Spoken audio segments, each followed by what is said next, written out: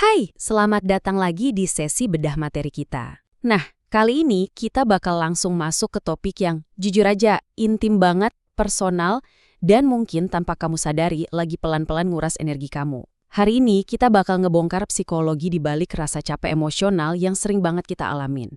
Dan gimana sih cara kita mulai menyembuhkan hubungan kita, baik sama orang lain maupun sama diri sendiri. Kita bakal lihat kenapa kita sering banget ngerasa kejebak dalam keharusan buat nyenengin semua orang. Yuk, langsung aja kita bedah materinya.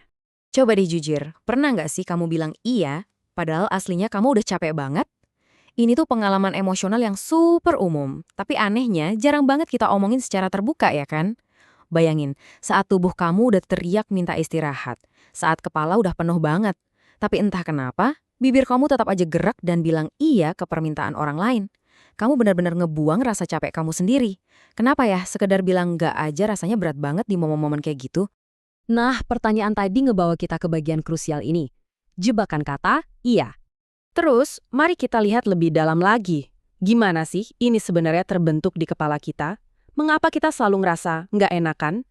Sekarang kita punya istilah psikologis resminya nih buat perasaan itu, yaitu people pleasing.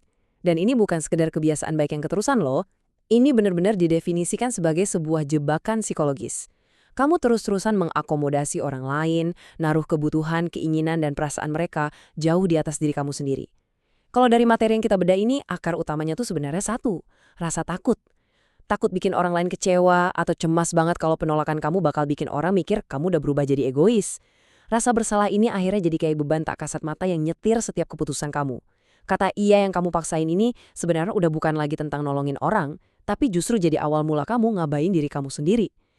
Kamu kayak masukin diri ke penjara ekspektasi orang lain cuma biar selalu kelihatan baik dan bisa diandalkan. Tapi tentu aja sikap kayak gini tuh nggak gratis. Ada harga mahal yang harus dibayar. Harga sebuah kompromi. Setiap kali kamu nekan perasaanmu sendiri cuma buat jaga perasaan orang lain, kamu tuh lagi bayar pakai koin energi emosional kamu. Ini tuh gambaran nyata siklus penurunan emosi yang kejadian pas kompromi udah jadi pola hidup. Pertama, kamu mengalah. Kamu biarin batasan atau boundaries kamu diterobos. Kedua, kamu mulai menyesuaikan diri. Kamu ubah prinsip, opini, atau bahkan jadwal kamu semata-mata biar pas sama kemauan orang lain.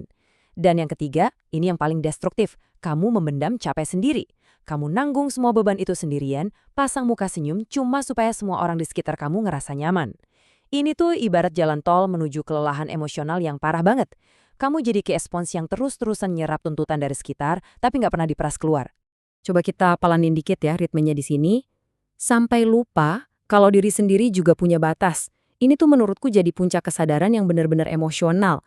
Kita seringkali terlalu sibuk pengen jadi pahlawan di cerita orang lain, terlalu sibuk mastiin semua urusan orang berjalan lancar tanpa ada yang jatuh, sampai-sampai kita lupa kalau kita ini cuma manusia.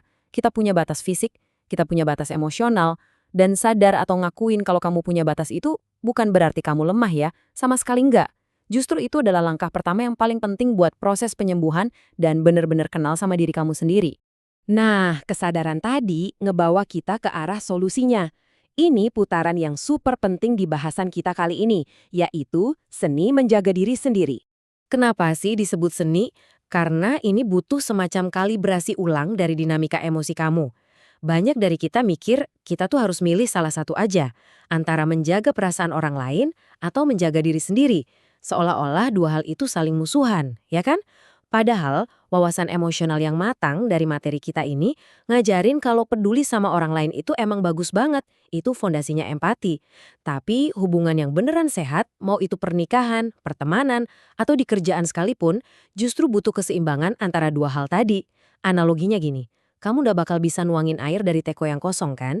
Jadi belajar buat jaga diri sendiri itu syarat mutlak supaya kamu bisa terus jaga orang lain dengan tulus, bukan karena unsur kepaksa. Kalau kita sampai ngabain keseimbangan itu, bahayanya beneran nyata dan cukup ngeri loh. Karena terus-terusan jadi orang yang nggak enakan, itu bisa bikin seseorang kehilangan dirinya pelan-pelan. Ini nih, inti dari fenomena yang namanya kehilangan diri sendiri. Sedikit demi sedikit, kompromi demi kompromi, kamu mulai ngikis siapa diri kamu yang sebenarnya. Kamu sampai lupa hal apa yang sebenarnya kamu suka, apa yang sebenarnya kamu butuhin, dan apa nilai-nilai hidup kamu. Kenapa? Karena semuanya udah keburu terkubur di bawah tumpukan ekspektasi dan kenyamanan orang lain. Jadi, jangan biarin deh rasa nggak enakan ini nyuri identitas dan kedamaian pikiran kamu. Sebagai penutup sesi kita hari ini, aku pengen ninggalin satu pertanyaan buat kamu renumin. Kamu itu tipe yang gampang nolak atau selalu nggak enakan? Aku pengen kamu bawa pertanyaan ini dan pikirin lagi setelah sesi bedah materi ini selesai. Coba evaluasi lagi batasan-batasan kamu selama ini. Ingat ya, berani nentuin batasan dan bilang nggak pas kamu lagi capek, itu adalah bentuk rasa hormat paling tinggi buat diri kamu sendiri. Makasih banget udah mau ngobrolin topik penting ini bareng aku, dan sampai jumpa di sesi bedah materi berikutnya yang pastinya nggak kalah seru. Teruslah belajar dan yuk, mulai jaga diri kamu sendiri dari sekarang.